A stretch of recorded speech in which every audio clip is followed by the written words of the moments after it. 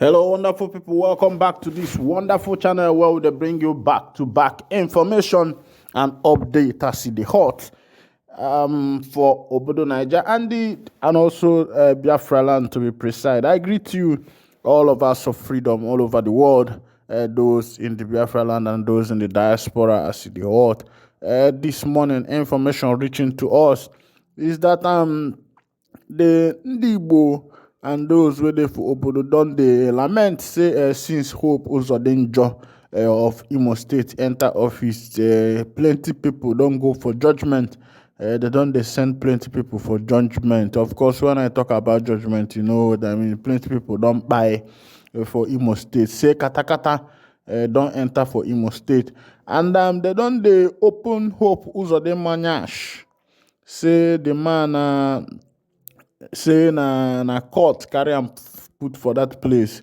Say the man no be in turn to rule, but him go do mago come follow Appian way come enter, and the court come put and say since then trouble don dey katakata for Imo State. Meanwhile, before I will bring you the full details of this information, this one is coming from Sahara News Reporters.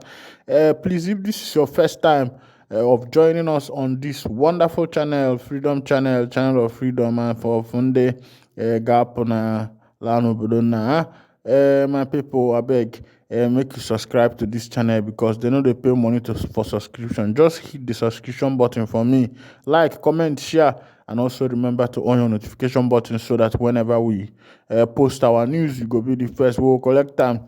Kachineke was yellow gorge today. Make we enter into the news proper. See the hot.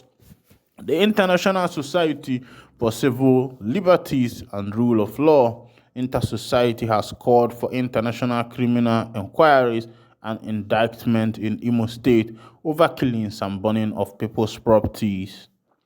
The group made the call on Sunday while addressing a world press conference in Enugu, flanked by the board of directors of the organization. The chairman, Emeka Ume Abalisi, alleged that no fewer than 1,600 March citizens had been sent to judgment in Imo State in the last 29 months, January 2021 to May 2023. The Armed State Sector Security Force and armed non-state actors, giving a breakdown of the killings and sending to judgment in 36-page report. The group stated that the armed state actors sent 900 civilians, while non-state actors sent 700 civilians to judgment. Within the period under review, the rights groups alleged that armed state actors wounded 700, arrested 3,500, extorted 1,400, and made 300 disappear, burned down 1,200 civilian houses, and displaced 30,000 persons, and forced about 500,000 citizens in the active age bracket to flee to escape being shot. On the other hand, armed non-state actors were accused of being responsible for the sending of judgment of 700 civilians and the abduction of 900 others. The rights groups listed the state actors to include the military, police, and the Department of the State Service, DSS.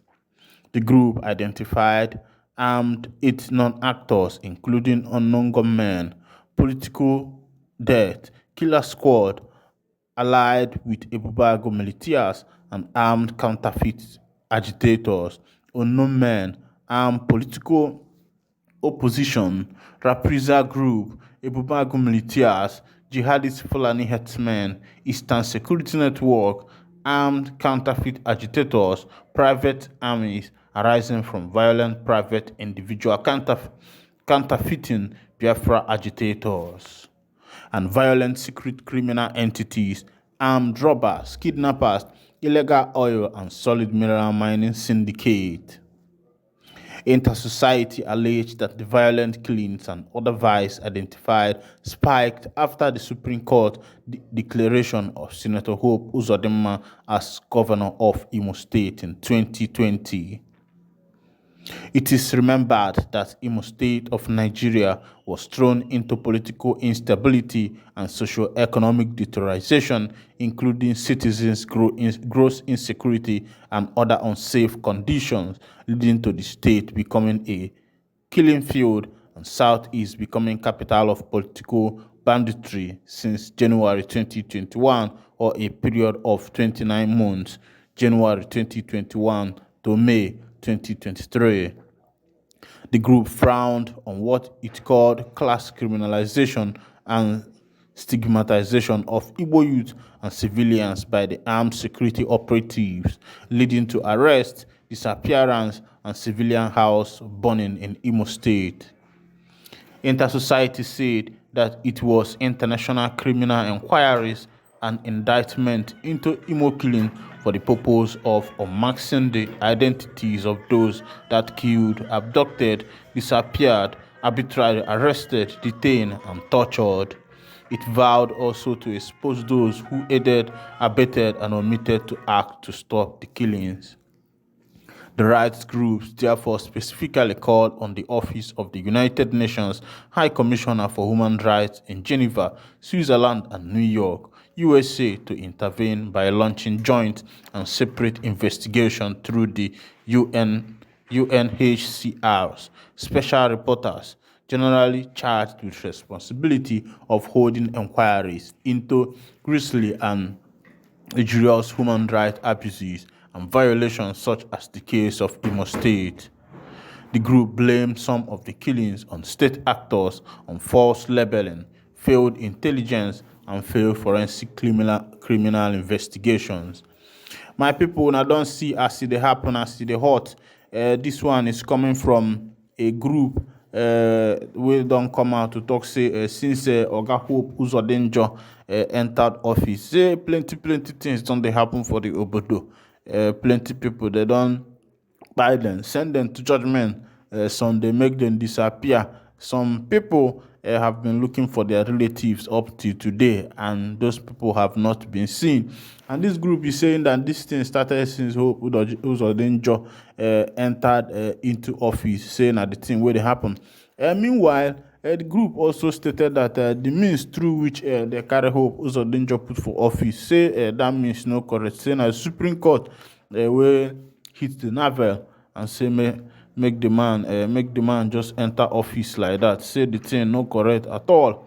So well, we know how it is when rule of law is not being in place, because that man, you know, the election that brought in Hope Uzodimma was on the 4th position, and I don't know the miracle that happened that took the man on the 4th position to the 1st position. I think everybody in Nigeria desires such a miracle, because on that election there was Meki Hedioha, who was the candidate of PDP, then Uche Nwosu, who was the candidate of AA, and also Hope Uzodimma himself, who was the candidate of APC. Then the other man also, who was the candidate of the Apoga party. And at the end of everything, Meki Hedioha won the election, and from there, they went to court. And that was how Oga Hope Uzodimma was able to emerge as the governor of Imo State. And what? Then another one don't happen. They say President Buhari doubling as petroleum minister, and his guns killed 4 Nigerian oil refineries, failed to fix them in 8 years. Now mobilizing to help Dangote open his. Sawore, they talk this one. Make I bring you the full detail. The presidential candidate of the African Action Alliance, African Action Congress, AAC, in the 2023 election, Omoloye Sawore has berated President Muhammad Buhari for not fixing 4 Nigerian oil refineries in 8 years of his administration, despite doubling as the Minister of Petroleum Remorse. Sawore, a critic of bad governance in Nigeria, said it is wicked that after Buhari and his goons ruin the country's refineries, they mobilized to help the African richest man, Aliko Dangote, open his only refinery. The Dangote refinery, sited at Ijebu-Lekki in Lagos, southwest Nigeria, is scheduled to be inaugurated today, Monday. The refinery covers a land area of approximately 2,635 hectares of land. It is powered by a 435 megawatts power plant, and it is said to be the world's largest single train with a capacity of 650,000 barrels per day with a 900 kTPA polypropylene plant. At full capacity, it can meet 100% of the Nigeria's requirement of all refined products and also have a surplus for exports.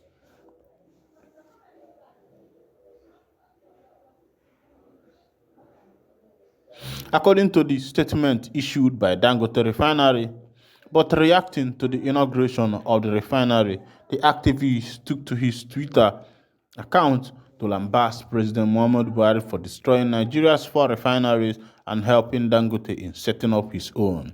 He wrote at President Muhammadu Buhari, who was Minister of Petroleum Resources, who could not make 4 refineries work in 8 years, will be launching Dangote's refinery today. Buhari and his goons on the oil sector who killed government-owned refineries are mobilizing to help Dangote open his only refinery. Wicked people, Sawore commented. Meanwhile, I will be drawing down the curtain here, and if this is your first time of actually joining us on this wonderful channel, please move ahead to hit the subscription button, like button, the share button, and also remember to on your notification button so that whenever our news enter, you will be the first. We'll collect them. Thank you for listening. God bless you.